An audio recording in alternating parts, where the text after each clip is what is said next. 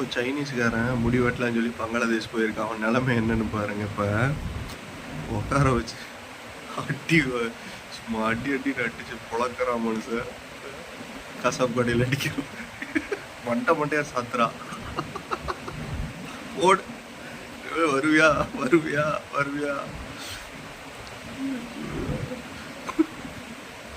Powder போட்டு சொன்னா powder கேட்டு நம்ம மூஞ்ச பூரா எருமாட்டுக்கு போடுற மாதிரி போட்டு புசுன்னு பூசி விடுறான் சாமி.